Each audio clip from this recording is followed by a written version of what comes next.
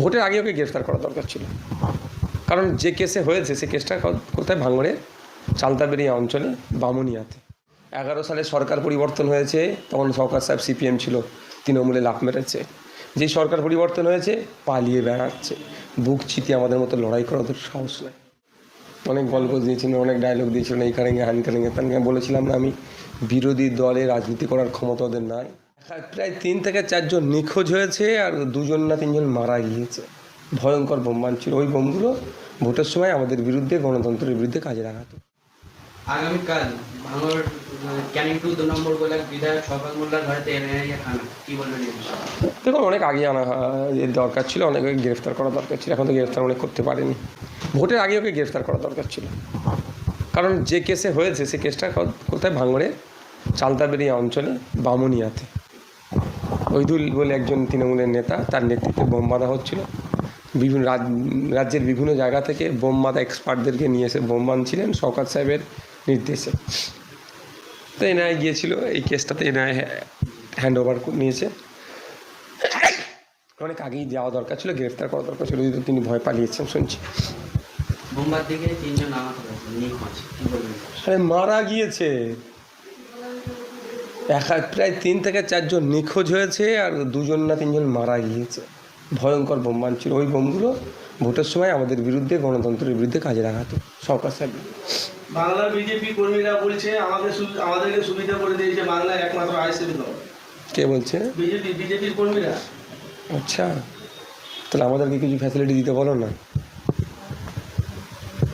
নব্য বিজেপিরা সভাসদ মানে বলছে, যারা তৃণমূলপন্থী থেকে বিজেপি হয়েছে রাতারাতি।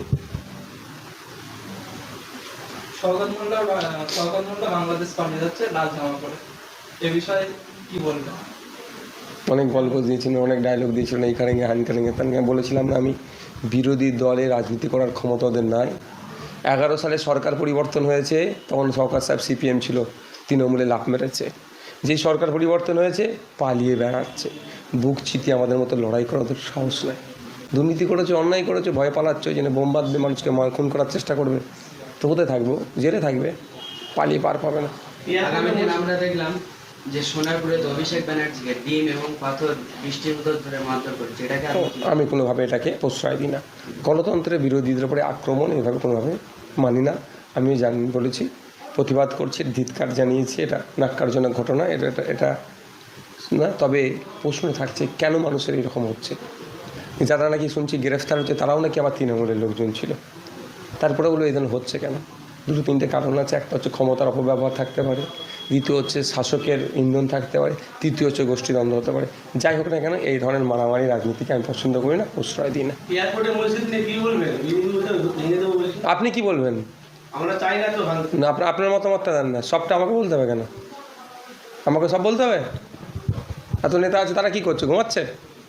তথ্য দিয়ে কথা বলি তো, 1890 তৈরি হয়েছে এয়ারপোর্টের মসজিদ, আর এয়ারপোর্ট 1924 হয়েছে। আবার বলার কি আছে? কিছু মুসলমানের নেতারা তো মুখ খুলছে না তো, যারা সেটা আপনি তার সামনে গিয়ে বুম ধরুন, তাকে বলুন যে আপনার অবস্থান আপনি ক্লিয়ার করুন। দই মাছ নাচুই করছেন কেন? কমে রাহনুমা হয়ে অনেক কথা বলছেন না কেন? ঘরে ঢুকে গেলে হবে? বিজেপির ভয় পেয়ে গেছে নাকি?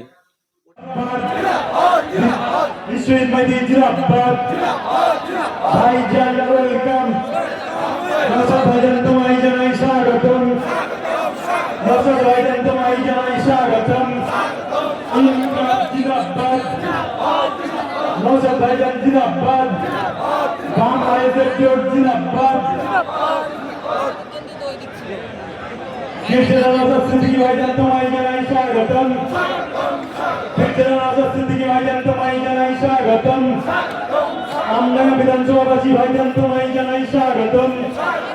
আমডাঙ্গা বিধানসভাবাসী ভাইজান তোমায় জানাই স্বাগতম। ইনকিলাব জিন্দাবাদ, নওশাদ সিদ্দিকী জিন্দাবাদ।